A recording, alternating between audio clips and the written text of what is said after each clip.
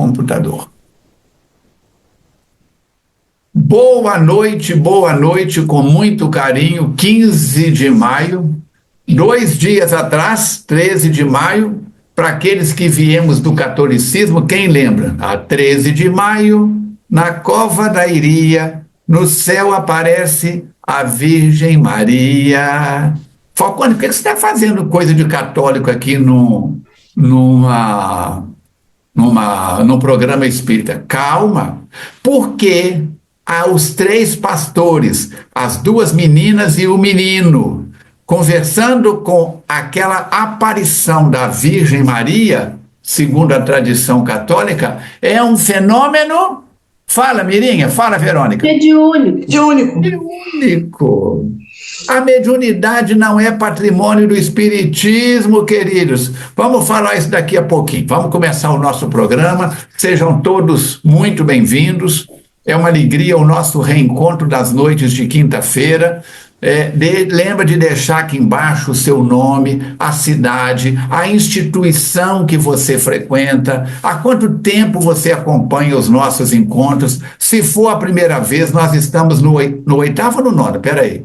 9º. No 9º livro da coleção de Manuel Filomeno de Miranda. Então é muito importante para nós termos esse aconchego, esse carinho de vocês aí, e também a gente estreita os laços. Eu disse alguns dias atrás que nós teríamos uma participação aqui. Aguarde, porque está chegando.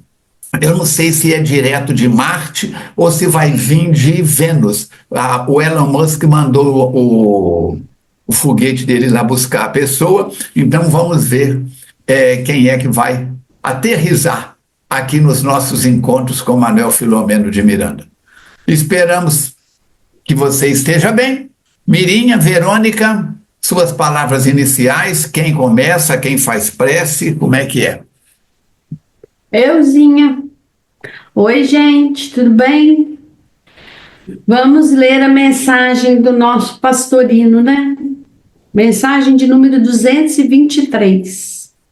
Lembre-se de que o amor ao próximo é o segredo de nossa felicidade.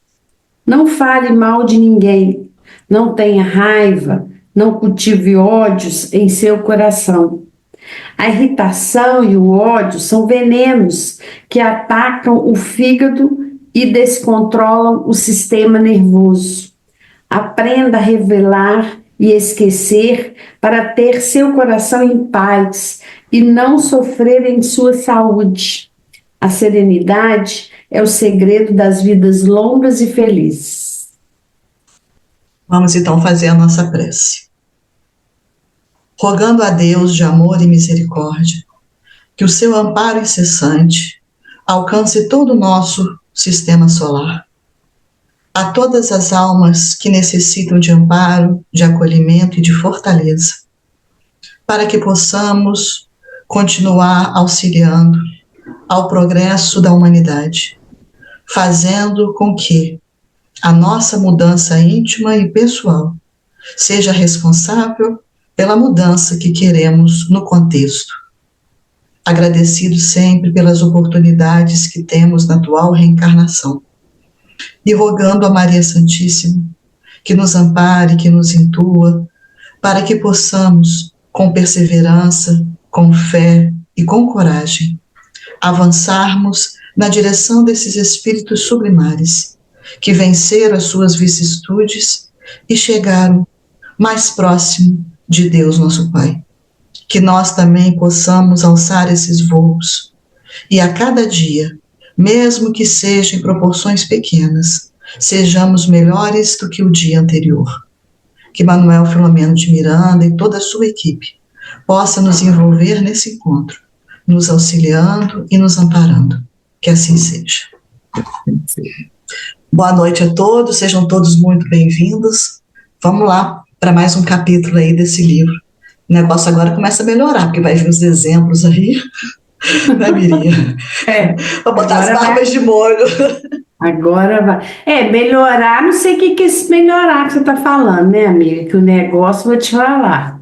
Pelo menos, ele vai apertando a gente, Para a Até gente melhorar. Tem que melhorar. Para a A gente não proposta. entrar nesses caminhos tortuosos que os companheiros anteriores aí. E isso é bom da gente ler, né, Verônica? Porque a gente tem esperança, né? Porque a gente falou no capítulo passado que só fala de obsessão, Falcone falou só fala de obsessão. No caso, a gente está estudando sobre obsessão. Sim. Mas esse ensinamento é para a gente ter esperança de melhores dias. Claro, claro. Eu fui procurar meu livro dos médiuns aqui, mas eu levei ele lá para dentro. Ele não está aqui, né? Então, no livro dos médiuns está lá. No capítulo 23, ele vai falar especificamente das obsessões. Obsessão simples, fascinação, subjugação e auto-obsessão. Mas nós vamos ver que o livro, que mediunidade não é só obsessão. Obsessão, nós falamos da doença. Você, internauta, já esteve doente algum dia, algum momento. Eu já estive. Voltaremos a ficar doentes, com certeza. E vamos buscar a medicina convencional, a medicina xamânica, a ayurvédica, a medicina chinesa, o que for. A homeopatia, a fitoterapia, os florais de Bach, são caminhos de cura e autocura. O nosso foco não é a obsessão. O nosso foco é a desobsessão. Leiam o livro da Sueli Caldas Schubert, que fala obsessão e desobsessão. Leiam o livro de André Luiz, que tem aquele monte de fotos, desobsessão. Então, esse é o nosso foco. A gente fala da doença, mas mostra que existe cura. Seja qual for o nível de perturbação que eu, Verônica, Mirinha, você, venhamos a enveredar por falta de oração e vigilância nos caminhos da obsessão, o nosso foco é a cura. O dente doeu. Verônica, você tem alguma indicação de cardiologista para mim? Mirinha, você tem alguma indicação de urologista para mim? Elas podem indicar o melhor urologista, o melhor homeopata, o melhor sei lá o quê. Eu estou com dor de dente, eu preciso de dentista. Então, sentiu que a obsessão simples está te rondando, e André Luiz fala que todos nós somos alguns instantes por dia obsediados quando entramos na frequência da raiva, na contramão. Então vamos buscar o quê? A desobsessão. Olha o livro de hoje. Já passamos aí por quem? Já passamos pelas indagações esclarecedoras, já passamos pelo caso lá do... Cadê o negócio aqui? A amarga experiência de Leôncio. Falou da amarga, mas falou da doce cura. Falamos da doce cura. Então temos que pensar isso. Então nós não estamos aqui num grupo de encontros sobre obsessão. Não. Nós estamos aqui num grupo de encontro de desobsessão. Essa é que é a história. Não é isso? E para explicar essa desobsessão, a gente precisa primeiro mostrar o quadro obsessivo. Então daí a gente tem que falar da obsessão, né?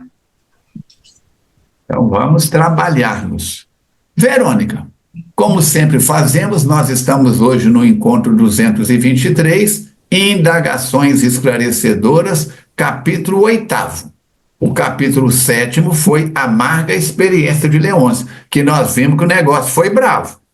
Sedução, fascinação, autoritarismo, achar que só ele está certo. Vamos ver o que a Verônica vai trazer para nós aí, ressuscitando o Leôncio. No capítulo anterior, o companheiro Alberto, que está sendo cicerone do Manuel Filomeno de Miranda, o leva até um companheiro de nome Leôncio, que é um espírito que está ali no sanatório Esperança em tratamento, acompanhado da sua mãe. E esse amigo, ele relata para o Alberto e para o Filomeno a sua última experiência na carne. Era espírita, um espírita atuante no movimento, mas que usava de soberba para atacar companheiros sem respeitá-los. E com isso, ele foi se tornando uma figura antipática. Como se isso já não fosse o suficiente, ele ainda se envolve com uma jovem, sendo ele casado, com filhos, E ele conheceu essa jovem numa instituição espírita. Numa reunião mediúnica. Reunião mediúnica. E aí isso permitiu a ele o quê? Ampliar essas brechas que ele já estava abrindo e o levaram a um desequilíbrio maior ainda, um processo obsessivo ainda com uma carga mais pesada.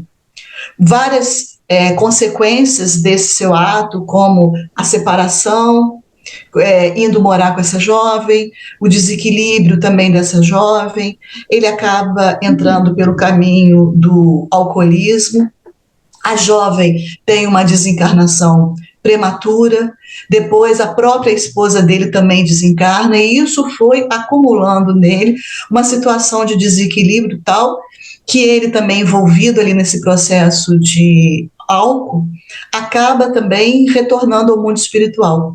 E quando ele retorna, ele se vê em esferas muito infelizes, sofrendo a ação de seus algozes.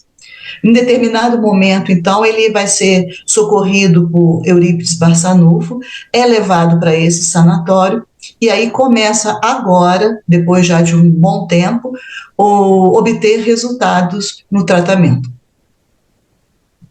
O negócio é bravo. É bravo. Porque, como diz o ditado dos antigos, cochilou, cachimbo cai. Eu agradeço muito onde estiverem ao Bill e ao Bob, 2 dependentes de bebidas alcoólicas.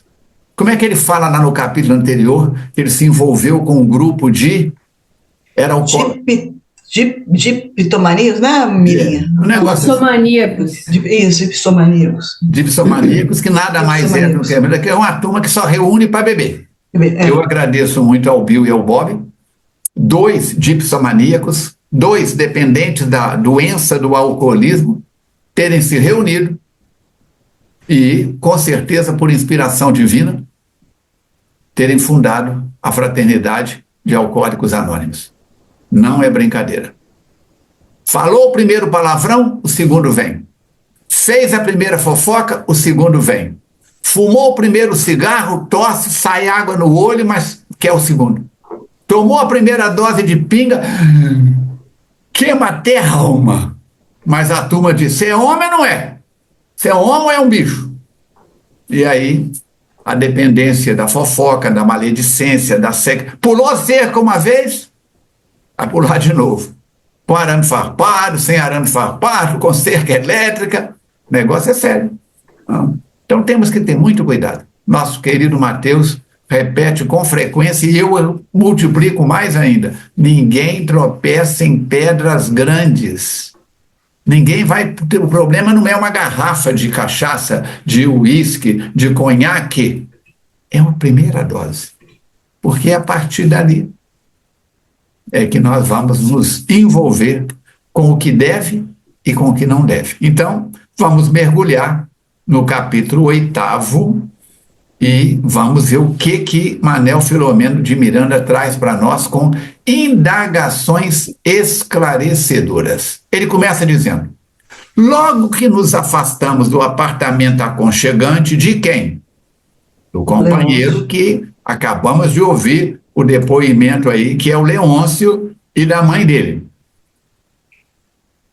Indaguei ao preclaro Alberto. Se é o primeiro encontro que você está assistindo, Alberto está sendo o assessor do Manel Filomeno de Miranda nesse Sanatório Esperança.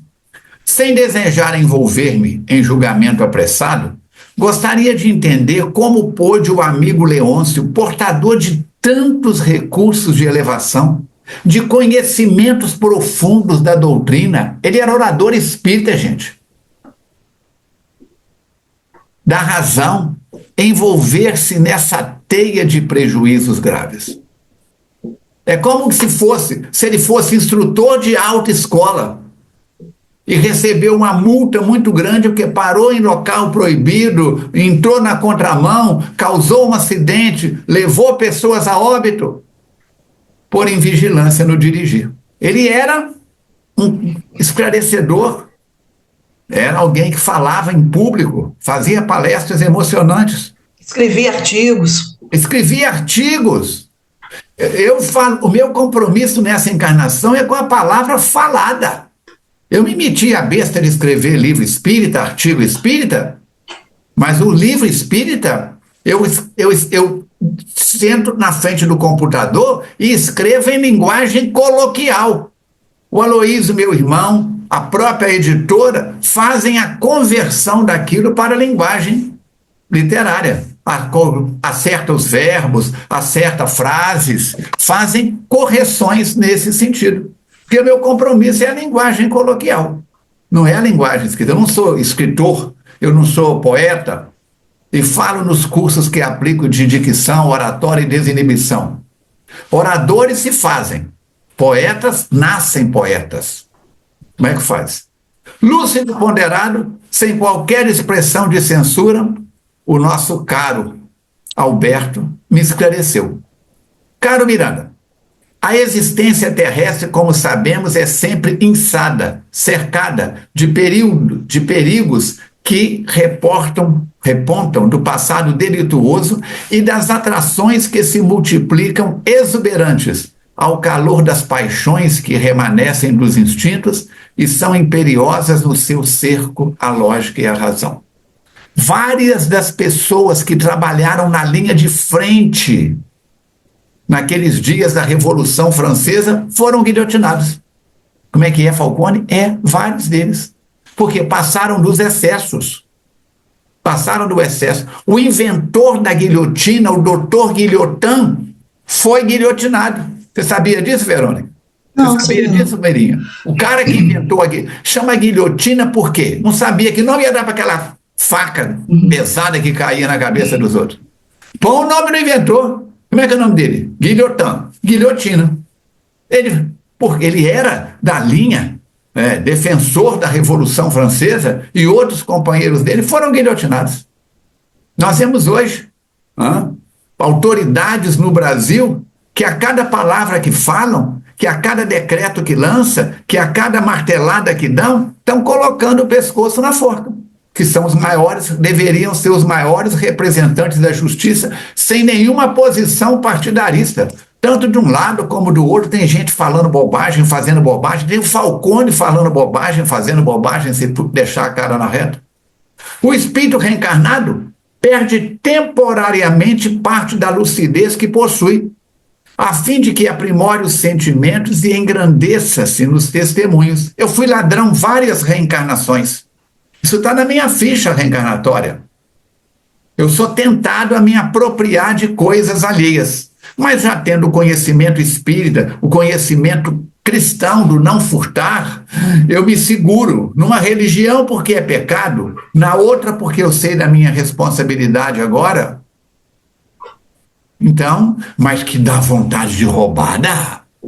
Que dá vontade. Porque aquilo está o quê? Está nos tecidos do perispírito, da alma. São as nossas tendências do passado. Não obstante, no fragor das lutas renhidas, envolve-se com entusiasmo ou desinteressa de se levar adiante os objetivos para os quais retornou à reencarnação terrena, ao proscênio terrestre. Quando sofrem junções difíceis, invariavelmente, os primeiros tentames de crescimento se fazem com relativa facilidade. Tornando-se desafiadores à medida que se expande o campo de ação e se dá o reencontro com as experiências do passado, que ficaram interrompidas, mas as personagens que dela participaram continuam vivas e atuantes. Quem que eu recebo nos braços como filhos? Eu reencarno nos braços de quem? Como irmãos. Na instituição que eu frequento, no caso a FEAC, a Mirinha frequenta o Garcia, a Verônica frequenta o Fé e Caridade, um exemplo. Por que a Mirinha foi para esse centro, a Verônica para aquele e o Falcone para o outro? É ali que estão as nossas necessidades do passado também, de reencontro com afetos e desafetos. Tem pessoas que moram no Cascatinha e trabalham no Maria de Nazaré. Tem pessoas que moram em Benfica e trabalham na FEAC. Tem que atravessar a cidade toda nesse trânsito de Juiz de Fora que, como qualquer cidade de médio grande porte, a gente sabe dos engarrafamentos. Então, estamos aqui para lavar nossa roupa suja dessa encarnação, causas atuais, e das reencarnações passadas, causas anteriores das aflições. E ele continua dizendo que é nessa fase que vão surgir as lembranças, e que agora transformadas em sentimentos e emoções, mas que, mesmo desabrochando essas lembranças, elas não têm a claridade do entendimento. E com isso vai conduzir a criatura a comportamentos que surpreendem pelo inesperado da circunstância, que é o que aconteceu com Leôncio, e a pergunta do Filomeno é que a gente se faz também. Como é que uma pessoa dessa chegou no ponto que chegou, tendo o conhecimento que tinha, né? Então, o nosso caro Leôncio, o que ele experimentou? A dádiva do conhecimento espírita, mas lhe faltaram os recursos morais, que, embora vicejassem no seu íntimo e o orientassem de alguma forma, não eram suficientes para superar as tendências em predomínio no ego. E o que ele trazia nesse ego, que mesmo com esse conhecimento, ele não conseguiu dominar? A vaidade exacerbada, o temperamento agressivo e soberbo, a presunção do conhecimento acadêmico, a ambição por exercer um ministério missionário. Então foram nessas deficiências do espírito que ele já trazia consigo que as brechas se abriram para as agressões imprudentes dos seus adversários pessoais. Os adversários estão esperando isso. É o momento de abrir a janela para eles poderem entrar por ali, bem como aqueles outros do ideal libertador. Facultando tempo para que o Filomeno refletisse a respeito disso, ele se calou e logo depois continuou seus comentários. O conhecimento intelectual nem sempre oferece discernimento emocional. O Falcone dá exemplo disso do médico que fuma, né, Falcone? Que tem conhecimento, mas não tem discernimento. Então, o conhecimento intelectual, ele nem sempre oferece esse discernimento emocional. E não são poucos aqueles que, possuidores de uma cultura muito grande, eles falham em questões pertinentes ao sentimento, ensoberbecendo-se e mantendo distância mental das pessoas que consideram inferiores. Então, não quer dizer que o conhecimento intelectual vai trazer um conhecimento moral. As coisas são distintas, né? E, infelizmente, os preconceitos de toda ordem sempre surgem na utópica superioridade daqueles que se atribuem valores que realmente não possuem. Isso aí é muito importante, porque é difícil a gente assumir que a gente tem algum tipo de preconceito. Né? Se a gente perguntar numa sala assim, somos, ou a nossa comunidade é preconceituosa, provavelmente todo mundo vai dizer que sim. Mas se a gente perguntar, você é preconceituoso? Todo mundo vai dizer que não. Então, como é que nós não somos e a sociedade que a gente está inserido é? Se a sociedade é, porque nós somos. Então, é difícil da gente ver, né, aceitar, a gente até já comentou isso no outro programa, a gente precisa olhar para dentro, o Mirinha até que falou, olhar para dentro da gente, para descobrir, então, as nossas imperfeições, para daí tentar sará-las. Porque enquanto eu coloco uma venda nos olhos e não vejo essa minha imperfeição, como é que eu vou curar? É o caso até do alcoolismo. Se aquela pessoa que tem esse vício do álcool, ela não se conscientiza que está doente, que precisa de ajuda, vai ser difícil ajudá-la. Né? Então isso aí a gente precisa pensar muito com relação a isso. A gente se acha superior a alguém por algum motivo, que tipo de preconceito é esse? Que é o que ele tinha, né? Porque ele se achou que estava num patamar superior a muitas outras pessoas. Nariz empinado. Né? Afirma-se com certa sabedoria que Deus pôs o conhecimento na cabeça para bem conduzir o indivíduo por meio da razão. Porém, o sentimento foi colocado no coração para que a ardência das emoções derreta o gelo da inteligência. Então, a inteligência, a razão, ela tem que lidar junto com a emoção. Há, desse modo, uma distância significativa entre o conhecer e o vivenciar, o ensinar e o sentir, o compreender e amar em profundidade, ajudando sempre e sem cessar. E aí é o que ele está mostrando aonde foram as lacunas que o Leôncio deixou na última existência dele. O espiritismo é dirigido à lógica e à razão, porém, tem suas raízes fincadas no amor, porque é o evangelho do Cristo. O que permite que todos os indivíduos que o assimilem pelo entendimento e pelo sentimento quando desvestido das linguagens complexas, que não poucas vezes alguns dos seus profitentes, ou seja, aqueles que professam, aqueles que falam, que divulgam, revestem em exibicionismos literários desnecessários e de resultados negativos. Em outras palavras, é pegar aquilo que é simples do Evangelho de Jesus e colocar dentro de um contexto muito complexo e de difícil entendimento para as pessoas. E é o que ele completa dizendo: há muita facilidade em dizer coisas simples de maneira interpolada, né, cheia de rebuscos, mas é muito difícil exprimir temas complexos de forma fácil, o que resulta em possuir mais do que conhecimento, mas sim a sabedoria, porque quem é sábio consegue fazer isso. A gente Nélio já Lúcio, falou. quando escreveu o Jesus no Lar, ele coloca num palavreado fácil de ser compreendido tranquilamente. Eu gosto muito daquelas leituras e já fiz muitas palestras no livro Jesus no Lar, né? É muito, muito, muito interessante o palavreado que ele utiliza. Enquanto Joana, Manel Filomeno, André Luiz, Emmanuel usam um palavreado mais, vamos dizer assim, literário, né? Literário, isso mesmo. O Nélio Lúcio usa um palavreado coloquial. É o que ajuda bem a gente, né, gente? Eu já falei aqui que a gente estudou esse livro em 2002, né? Aí eu fiz umas anotações aqui muito interessantes que vale a pena recordar. Mateus, à época, disse que conhecimento sem ação gera perturbação. Hoje ele fala de uma outra forma. Olha como que até os espíritos melhores que nós vão evoluindo. E o mestre Shin não podia ter deixado de dar dele, que diz que conhecereis a verdade e ela vos incomodará.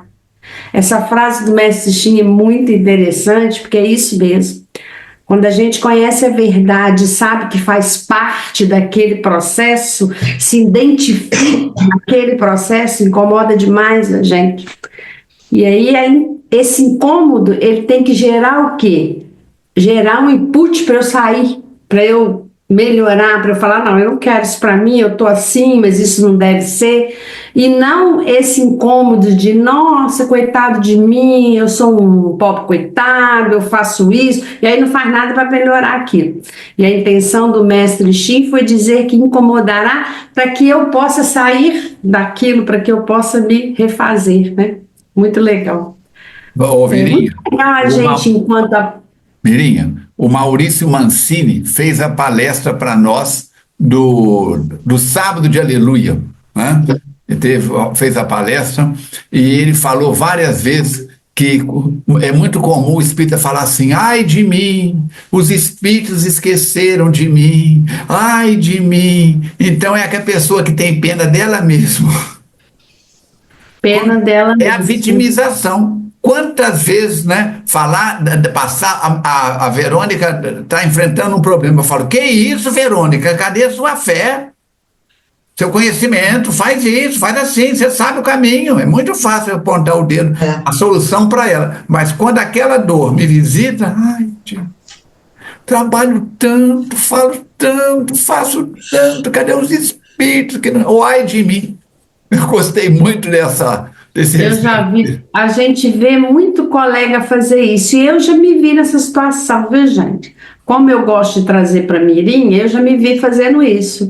Eu era vítima, meu Deus, mas eu faço tanto isso, já estou estudando tanto, não estou fazendo nada, Mirim, toma juiz nessa cara, fazendo nada, não, podia estar fazendo muito mais, para de bobagem, até está se achando alguma coisa, ainda vai ralar muito ainda, que coisa triste, petulância, né, gente? Então vamos lá, vamos ver o que ele continua. Ele continua explicando que o nosso confrade, que é o Leôncio, tornou-se duelista da palavra, esgrimindo o verbo com terminologia aguçada. Engraçado que, assim, sem freio, eu acabei nesse estudo lembrando de alguns companheiros que já fizeram a sua evolução na oratória, né? Que fazia isso aí, né? Às vezes a gente porque é espírita, acha que detém a verdade, porque está falando assim, conhecereis a verdade e ela vos libertará, está achando que eu detenho a verdade e que as demais religiões são tudo falsa porcaria. É preciso que a gente reflita muito, né? Então, o verbo com terminologia aguçada como lâmina para ferir, esquecendo-se de que a nossa é a proposta de ajudar sempre, como fez Jesus e Kardec, sempre conduziram dessa forma. Mesmo quando assumiram postura austera, jamais recorreram à violência ou ao desrespeito acusador em relação aos seus adversários. Lendo isso aqui, eu fiquei me lembrando de Jesus quando vai no vendilhão expulso dos vendilhões do templo, e aí ninguém sabe essa história direito, né? Quem que sabe essa história na realidade para contar? Aí tem as posições, aqueles que se posicionam. Não, porque quando eu quero afirmar a minha agressividade, justificar a minha agressividade, Jesus também foi agressivo. Então, eu não sei a postura. Eu podia até estar lá, mas eu não lembro. Eu não sei como que foi. Quem que veio para contar realmente como foi a postura? Está nos evangelhos que ele entrou no templo e expulsou os vendilhões. Tem gente que está dizendo, inclusive que agora já saiu a 5ª temporada do The Chosen, e é muito forte, eu até fui assistir, é muito forte a cena, porque ele até faz um chicote para bater no chão para expulsar os vendilhões. Então, para justificar a minha postura agressiva, eu digo que o mestre fez igual. E não foi assim, o mestre foi firme e ele disse, aqui na casa do meu pai não é lugar disso. Mas assim, para justificar a minha agressividade, eu digo que ele faz igual a mim. E aí reduz o mestre, como se a gente conseguisse, né? E aí e de repente, para chamar a atenção de alguma coisa, você precisa elevar a voz. Uma situação, por exemplo, você vê um neto seu que é pequeno no meio da rua e vê um carro. Não dá para você falar...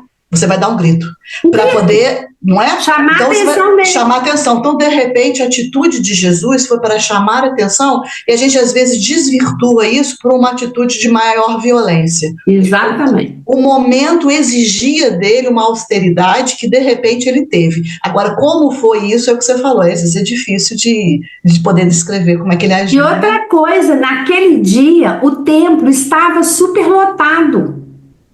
Já pensou se Jesus entra com uma voz doce e mansa e fala, gente... Tira isso daí, gente. Não pode. Aqui é a casa do pai, não pode não, isso não vai funcionar. Se fosse assim, talvez não tinha sido nem registrado. Nem registrado, exatamente, como não foi tantas coisas, situações, né? Então, o Espiritismo é a grande luz que predominará um dia no arquipélago de estrelas do conhecimento, orientando e iluminando mentes e corações para o autoencontro e a plenitude. Qual que é o propósito da doutrina espírita? É essa, né? Não é dar uma religião para você falar no censo, sou espírita, que hoje em dia a gente consegue falar no censo, sou espírita, alguns anos atrás não. Mas não é para isso, a proposta é o autoencontro. Filomeno concordava totalmente com aqueles esclarecimentos. Me chamou? Não, né? O Filomeno concordava com aqueles... ouvindo vozes. E não esperando ela falar do Filomeno. Pela Mirinha, está ouvindo vozes. Ela mora sozinha. Eu moro sozinho. A Verônica... Não, mas eu nunca estou só. Aplica o passe aí, Verônica. Eu nunca estou só. Outro dia a gente estava na reunião mediúnica, o espírito deu passividade, querendo arrancar os olhos do Filomeno. Aí eu falei com ele, coitado, não vai arrancar mesmo, porque eu não vou deixar. E outra coisa, ele falou assim, porque ele está com os olhos nessa casa, gente. Ai... Eu não chorei porque eu não podia, porque eu era esclarecedora. Mas na hora que o Espírito falou, ele está com os olhos nessa casa, eu falei, graças a Deus, Senhor. Rosana nas alturas, Filomeno está com os olhos da nossa casa, né? Então eu tô com o Filomeno onde eu vou com ele, gente, não preocupa não. Ainda que ele não venha comigo, não interessa, é com quem eu vou, não é com quem vai comigo.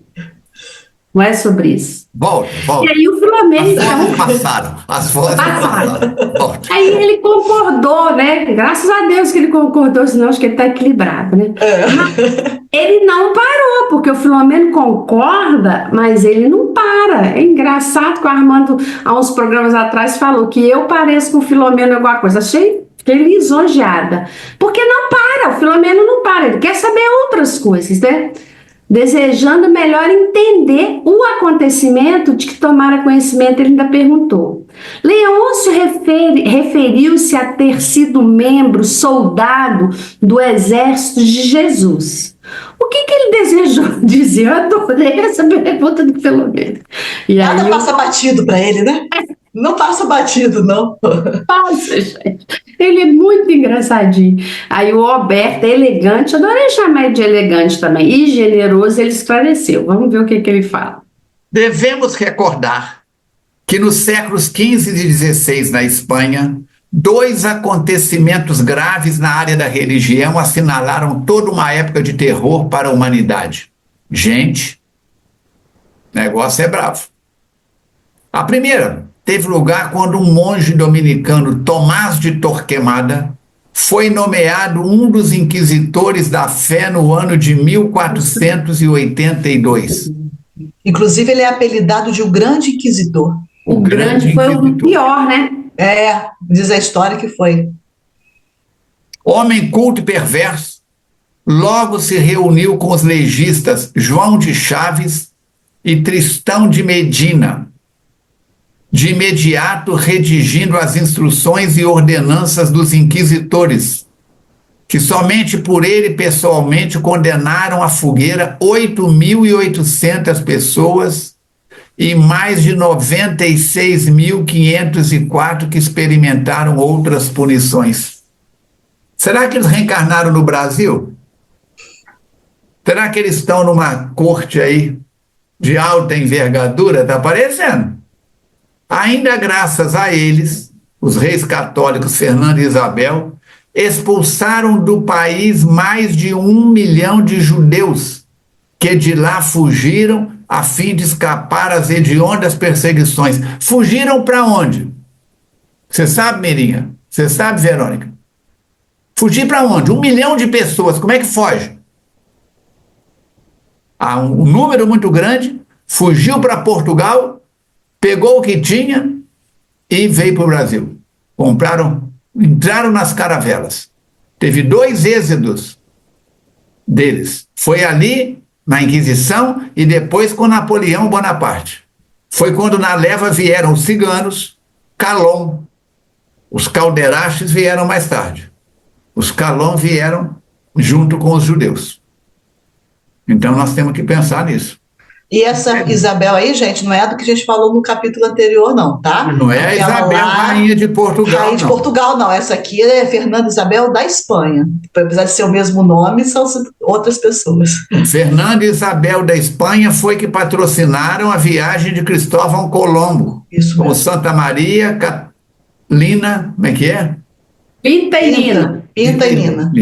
Então, esse aqui é um dos reis católicos de Portugal. A Isabel, que no capítulo anterior, era casada com Dom Dinis. Foi bem antes.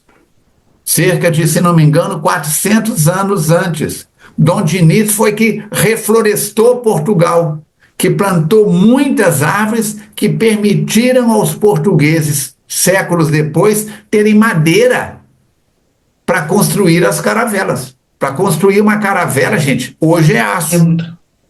Mas naquela época era tudo madeira. Não tinha prego, porque prego enferruja. Eram pinos de madeira. Não vou entrar aqui na arte da marcenaria, não, porque senão aí eu começo a falar e não paro mais. Então vamos lá. Olha só. O segundo foi a criação da Companhia de Jesus pelo também dominicano Inácio de Loyola, que após o insucesso como cavaleiro, renunciou às batalhas, mergulhou o pensamento na história da vida dos santos e tornou-se peregrino, trocando sua indumentária de um mendigo. Trocando a sua indumentária, pela indumentária de um mendigo. Então nós temos que ter cuidado com toda essa situação. Muita gente acha que Inácio de Loyola foi jesuíta. Foi não. Os jesuítas aderiram aos dominicanos, uma certa versão dos jesuítas. Um certo setor do mundo jesuítico aderiu a Inácio de Loyola. Mas a ordem em si, não. Então nós temos que pensar. 2 momentos. Posteriormente visitou a Terra Santa, ordenou-se monge e criou a referida ordem que, se de um lado, sensibilizou homens notáveis para o ministério da evangelização dos povos, como José de Anchieta e Manuel da Nóbrega, por outro, submeteu os silvícolas do mundo a arbitrariedades inimagináveis, inclusive quase destruindo a cultura e a fé primitiva. Vieram para a América do Sul com os espanhóis, não para o Brasil. Para o Brasil veio o grupo do Manuel Filomeno, o grupo do Anchieta e do Manuel da Nóbrega. Mas os espanhóis vieram e foram para a costa oeste, Peru, México, e pegaram a cultura inca, asteca, maia, e foi uma devassa. Não foi. No Peru, principalmente, tem muita coisa lá. No Peru, principalmente, tem muita pouca coisa lá que ainda está dos incas que eles conseguiram preservar, mas os espanhóis conseguiram acabar com muita coisa. Juntando-se a esses 2 visionários que nos merecem respeito, mas que exorbitaram no comportamento religioso a que se entregaram, muitos homens se ofereceram para servir a Jesus, desde que não abandonassem naturalmente o mundo nem os seus bens, motivando desgraças inomináveis, cujos frutos amargos ainda se encontram na árvore dos remorsos de incontáveis criaturas. No Brasil, reencarnou, na Espanha reencarnou e veio para o Brasil o braço direito de Torquemada, que foi um dos maiores inimigos da doutrina espírita, que foi o Padre Quevedo. Padre Quevedo foi, em reencarnação passada, o braço direito de Torquemada. Por isso é que ele tinha, de vez em quando, aquelas crises de perturbações e via no Espiritismo tudo aquilo que eles... Quem é que era queimado na Inquisição? Além das perseguições políticas. Quem tinha mediunidade. Temos o caso, vale a pena ler Joana d'Arc Médium, já citei isso em outros livros lá atrás, que foi passada pelas torturas até do fogo, numa situação da Inquisição, do Tribunal do Santo Ofício, etc, etc, etc.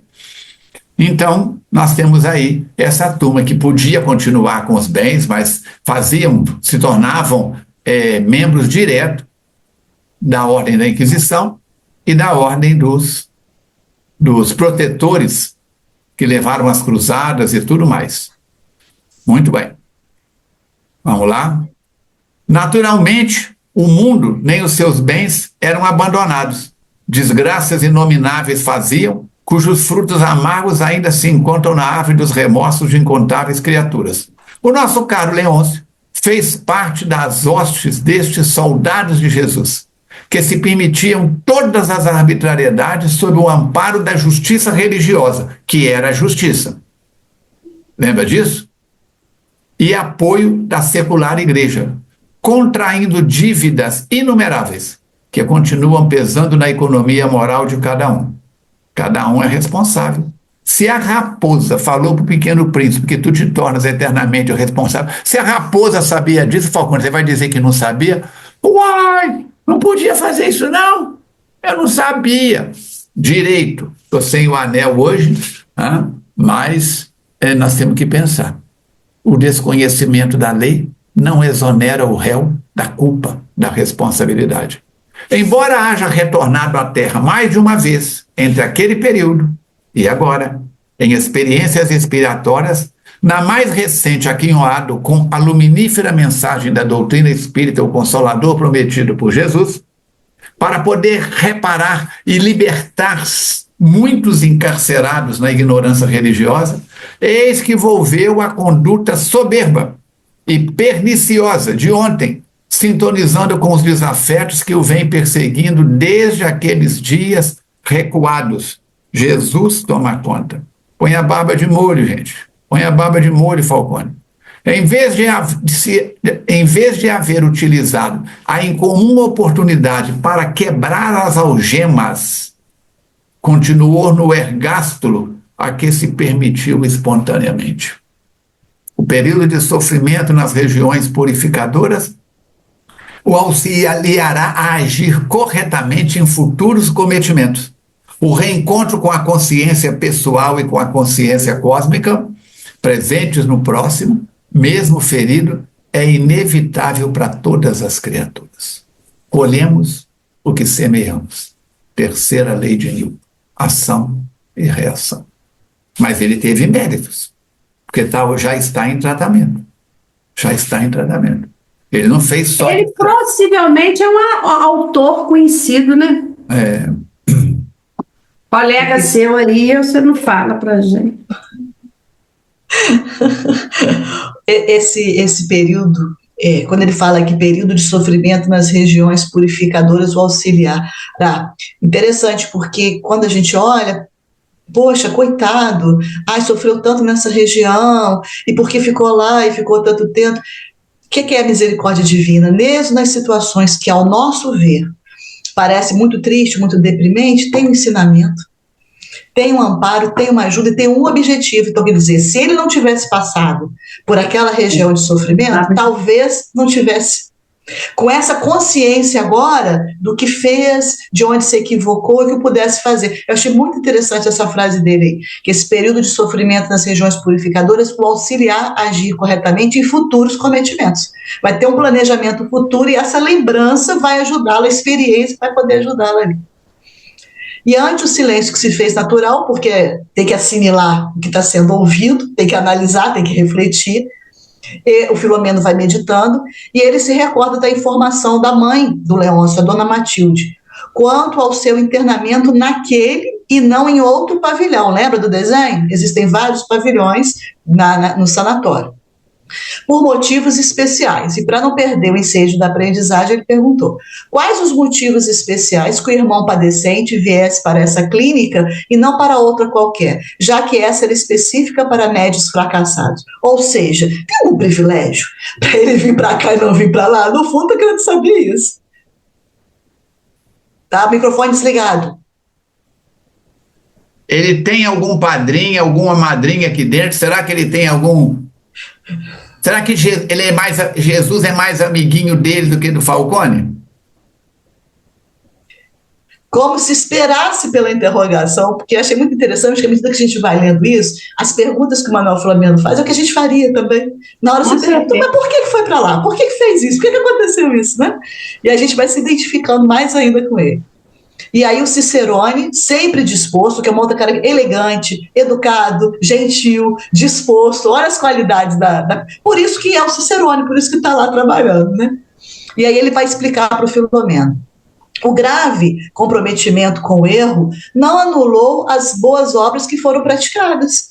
Cada boa obra conta como crédito na ficha, né, da pessoa. E o irmão Leôncio deixou na Terra um patrimônio literário muito nobre, foi o que a Mirinha falou, que vem ensinando e orientando muitas vidas a encontrar o rumo da felicidade, mediante o esclarecimento correto e oportuno. Então, muitas das coisas que ele escreveu foram boas e ajudaram muitas pessoas, e isso foi benéfico e isso ajudou, né? As suas defecções são pessoais, os seus equívocos são pessoais, e por elas ele vem respondendo. Mas também os labores de engrandecimento moral oferecem-lhe créditos relevantes que diminuem as consequências funestas da sua invigilância. É uma balança, né? Que aquilo que ele faz de ruim, o que ele faz de bom, e aquilo ali vai tentando se equilibrar. Nada desaparece na contabilidade da vida, constituindo sempre valor que faz parte das operações evolutivas dos seres. Então, mesmo um ser que teve um percentual alto de equívocos, ele teve um percentual de coisas boas, e isso é contado no benefício dele. Ao lado disso, agora não tem como, viu, Falcone? É o Filomeno que está escrevendo. Pula, Ao lado disso, Passa lá pro Ademais, vai lá para baixo pro Ademais. os seus afetos, particularmente a genitora, credora de muitos títulos de enobrecimento, e a sua esposa, que conseguira manter o amor acima das vicissitudes, que espírito, né? As orações de muitos corações que lhe são afetuosos intercederam em seu favor, facultando-lhe conquista especial da misericórdia de Deus, que nunca se expressa em regime de exceção, por estar aberta a todos os seres do universo. Aí, quando eu estava lendo esse negócio aqui da esposa dele, lembrei da mãe do André Luiz, né? Que é um outro exemplo também. Reencarnar, receber o marido de novo e as amantes como filhos. O espírito, quando vai se elevando, vai sublimando cada vez mais. Eu acho que os seres nascem do repolho, né? Porque nunca fala do pai, né? Os seres têm mãe, entendeu? Mãe, esposa, sempre são essas criaturas que salvam. É melhor. Por isso, é que quando também quer xingar alguém, não fala filho do pai, fala seu filho da mãe. É verdade, mas é porque a gente assume todos os lados, né? Os bons e os ruins, né? É verdade. Então, nós somos filhos dos repolhos, gente.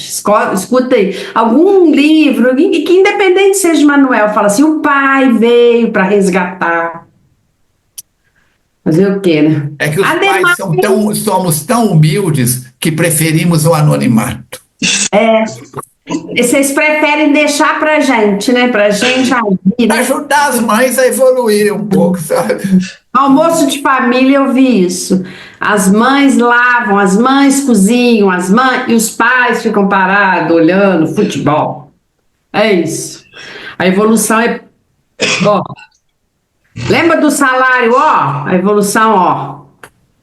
Então vamos lá. Ademais, em razão da hipnose profunda de que foi vítima nos locais de expurgo, de limpeza que ele passou, fixando nele as atrocidades anteriormente praticadas, que necessitavam ser apagadas por intermédio de terapia baseada nas vivências passadas, de forma que somente o presente e o futuro pudessem direcionar-lhe os passos, sem os clichês perversos esculpidos no inconsciente profundo, impondo-lhe amargura e remorso pouco edificante.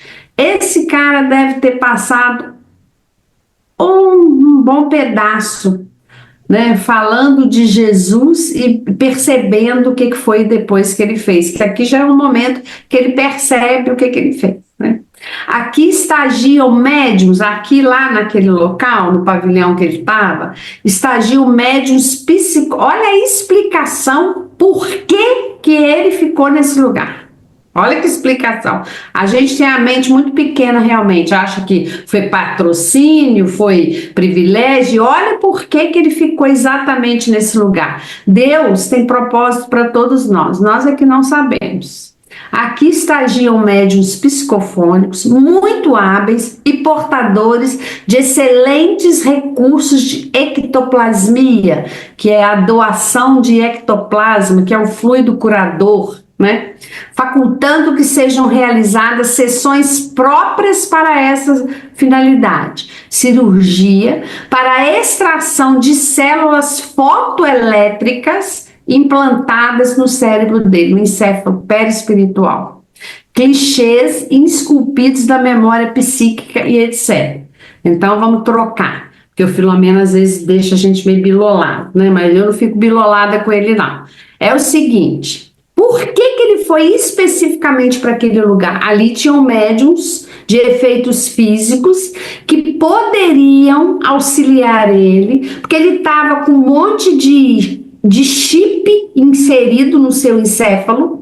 Esses chips foi inserido por quem? Por abertura dele, por brecha dele, mas inserido por obsessores para desgovernar a vida dele, para desorientar a vida dele. E aí ali naquele lugar, através do ectoplasma desses médiuns, poderia ser feito cirurgias para retirar esses clichês dele. Então ele não foi ali por privilégio nenhum, viu? Foi, portanto, uma providência terapêutica e não uma concessão de privilégio. O que lhe aumenta também piorou a responsabilidade e o compromisso para a vida. Tá pensando o quê? Ele foi para lá, é claro que tem a mãe dele, é claro que tem méritos dele, como o próprio Alberto já falou aqui atrás, ele não fez só coisa ruim, ele fez muita coisa boa. Até hoje se lê periódicos dele e se aprende com periódicos dele. Então, assim, não é só... Ninguém é 100% mal, como diz a minha amiga Lígia Inhã, e nem 100% ruim. A gente tem os dois lados, as duas parcelas. Então ele foi lá, é claro que tem todo esse contexto da mãe e tudo, mas ele precisou ser levado para um lugar onde ele podia ser tratado, especificamente do que ele necessitava, né? E aí o que lhe está reservado para o futuro? Filomeno já quer logo saber. O que vai acontecer com esse ser? Filomeno ainda pergunta com real interesse, pensando nas experiências. Olha o Filomeno, vê se eu não pareço com ele. Pensando nas experiências que ele próprio tinha que enfrentar. Ele já se posiciona como: se essa criatura está vivendo isso, o que eu vou viver? Eu, às vezes, quando vejo assim, fulano, Divaldo tá lá, tadinho, né? Como que o Divaldo tá? O que foi o que é essa agora o final da vida do Divaldo? Ô Mirinha, o final porque uma hora ele vai, gente, tá com 90 anos, tá quase 100 anos, uma hora vai, eu também vou, né? Assim, ele tá mais pro final do que eu espero. Até o Papa foi? Ué, no Papa também não foi, gente? A gente vai. Então, como que é o final? Você pensa o seguinte: nossa, que trabalhador, nananã. O final vai ser como o passarinho, né? Não, com negócio para alimentar, alimentação integral, dependência de outros. Há aí um ensinamento para aquela criatura, para nós. Então, como o Filomeno fala, nós precisamos de aprender com esses momentos o que vai ser de mim, é a pergunta que eu faço. O que vai ser de mim, Jesus? Se essas criaturas que só trabalham para o bem, vivem assim, eu que só dou trabalho, o que vai ser de mim, né? E aí, sorrindo, sem apresentar qualquer marca de irritação, esse Alberto também, vou te falar, eu chamo ele para fazer companhia, porque, pelo amor de Deus, o espírito de luz, né? Com aquela indagação tão ingênua, Alberto contestou: para todos nós, caro Filomeno, estão reservadas oportunidades abençoadas de crescimento e evolução, não importando qual seja o contributo de dor e luta que nos seja imposto. Gente, a dor, ela não é o fim, não. A dor é o caminho, é a trajetória que vai fazer a gente se libertar. Muitas vezes a gente vê a dor ali como o fim. Meu Deus do céu, eu não vou aguentar. Mas ela não é, ela é o caminho, né? Então, a evolução é processo de renovação constante e de crescimento interior, passo a passo, com alegria e aprendizado em torno da realidade. Ainda não foram desenhados os projetos específicos para o retorno do nosso Leôncio à Terra. Já o Filomeno queria saber um trem que ainda não estava lá resolvido, né? Em programação. Muitos que eles estão vinculados encontram-se no plano físico. E creio que somente após reunir novamente o clã aqui no mundo espiritual, revisar conquistas e prejuízos, os mensageiros da verdade irão definir diretrizes para o recomeço, tendo em vista as possibilidades do paciente, então renovado e rico de entusiasmo pelo recomeço. Então, não é na nossa velocidade. A natureza não dá saltos. A terra é colo gentil de mãe devotada, que sempre nos recebe de volta, ensejando-nos amadurecimento e libertação de grilhões, a fim de que também ela ascenda na escala dos mundos conforme está programado. Evolui a grama, evolui o inseto, evolui o plâncton, evolui o ser humano, o planeta Terra evolui. Silenciou o bom condutor, ensejando-me reflexionar um pouco e voltar à nova indagação. O Filomeno estava em silêncio, mas já estava matutando a próxima pergunta. E a jovem médium? Como se encontra? Volverá a manter relacionamento com Leôncio? Onde é que ela está? Que ela desencarnou antes dele, não foi? Foi. Conheço a moça enganada, prosseguiu com sua gentileza e sinceridade, e tenho-lhe acompanhado o processo de recuperação. Pelo fato de haver sido mal orientada, a sua responsabilidade é menor, mesmo em relação ao fracasso no campo mediúnico, no qual deveria exercer a faculdade atormentada, contribuindo para o bem-estar de muitos. Espíritos que, por meio do seu concurso, receberiam a orientação terapêutica para se libertarem dos sofrimentos em que estorcegam, em que vivem. Destituída, como se encontrava, de sentimentos pervertidos ou intenções malsãs, foi considerada em nossa instituição como sendo vítima das circunstâncias e da própria fragilidade moral, recebendo carinhosa ajuda. Ela foi pega na enxurrada, gente. Ele foi a enxurrada na vida dela. Ela foi pega pela inundação. Atualmente vem trabalhando mediunicamente, colaborando no socorro aos desencarnados, portadores de alucinações dolorosas que nos seus fluidos encontram campo de refaziamento e, mediante a doutrinação que recebem, passam a ter diminuídos os sofrimentos. É aquela velha história. Nada se perde. Tudo se transforma. No mundo espiritual, Joana de Ângeles diz que não existe a palavra culpa, existe a palavra responsabilidade. E Jesus de Nazaré diz que muito será pedido a quem muito foi dado. A ele havia sido dado, vim na frente, uma carga de conhecimentos maiores, muito será pedido a quem muito foi dado. Ela era o ponto frágil. Ela era o ponto frágil. Agora, ela estando ali, em tratamento, mas ainda ajudando mediunicamente, é porque tinha esse potencial, né, Falcone? Provavelmente até numa próxima reencarnação ela venha com essa faculdade também, né? Que está ajudando ali. E aí ele vai finalizando dizendo: sempre há oportunidade para todos quantos, honestamente, se empenham na tarefa de recuperação de si mesmos e de fraternidade em relação ao seu próximo. A moeda de amor que direcionamos a outrem é raio de luz em nosso caminho em sombras, clareando-nos a marcha. Achei bonito também isso. Certamente, em momento próprio, defrontar-se-ão esses espíritos amigos e de sentimentos controvertidos para que programem a sublimação do amor por meio de algum mecanismo da reencarnação. Então, provavelmente vão se encontrar novamente para aparar essas arestas aí. Mas, por enquanto, é prematura qualquer conjectura em torno de como isso acontecerá, cabendo a cada qual o estabelecimento de metas renovadoras e felizes. Né? Porque não é uma coisa pré-determinada, vai depender do andamento, do tratamento, da volta à lucidez de cada um deles, da preparação para uma nova reencarnação, para que tenham mais acertos na próxima experiência. Filomeno então diz que sentia-se encantado com aquelas informações que foram tão esclarecedoras para ele e para a gente também. O dia estava esplendente de luz, que penetrava suavemente pelo teto, pelos lados do edifício, já foi comentado, tinha uma abertura do lado para que os internos ali tivessem esse contato com a natureza e com a luz solar, derramando claridade suave e benfazeja. E porque as horas corressem céleres, retornamos ao gabinete do doutor Inácio Ferreira para aguardar novas instruções.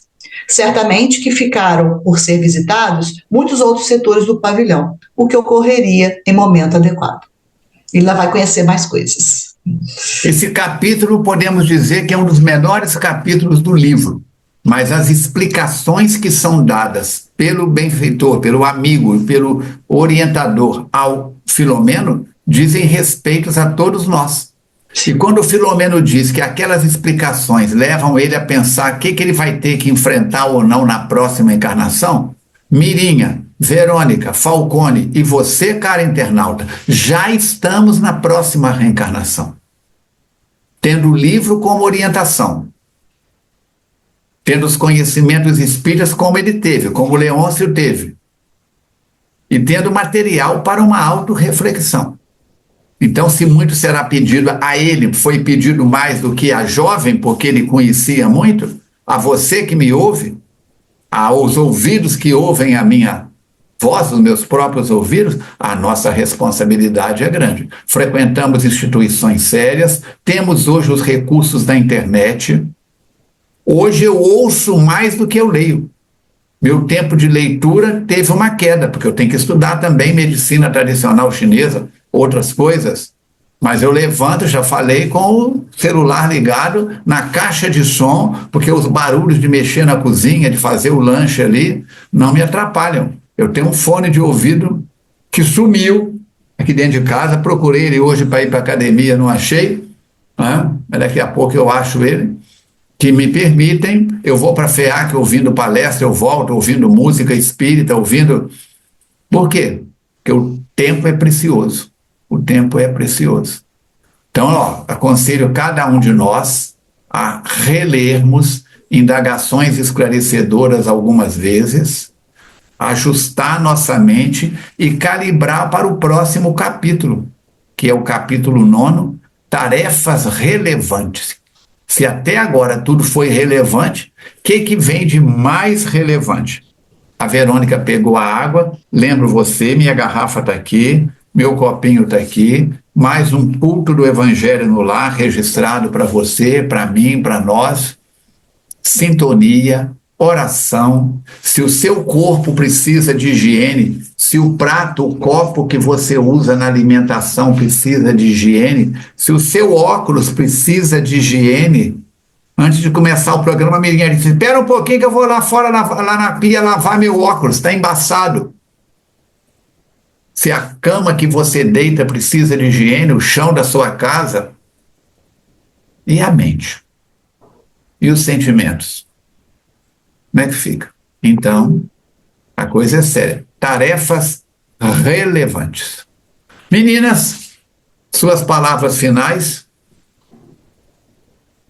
Agradecendo a companhia de todos e vamos continuar refletindo aí. Eu acho que esse capítulo tem muitas frases para serem bem marcadas, para a gente poder refletir sobre elas, né? Vale a pena, tira uma, reflete, pega um dia para refletir sobre ela, vai aos poucos e a gente vai assimilando e procurando o caminho do bem, que é esse que ele está mostrando para a gente aí, que é possível da gente trilhar.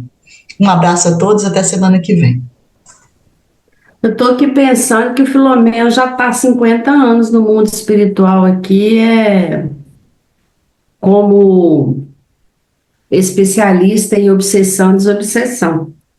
E ele está falando que ele tem que pôr as barbas dele de molho, que não tinha barba não, viu, gente? Que ele tem que pôr a barba dele de molho para ver o que vai ser dele. Ah, Filomeno, ainda bem que eu sou sua amiga, que de repente você faz alguma coisinha para mim, algum privilégio, alguma coisinha, porque a situação não é mole, não. Se tu que é especialista nesse trem que nós estamos estudando, tá falando isso, que dirá nós outros. Mas não tem problema não, sabe por quê? Porque com Jesus não tem nada que faz a gente andar para trás, a não ser que eu queira. E eu não quero andar para frente.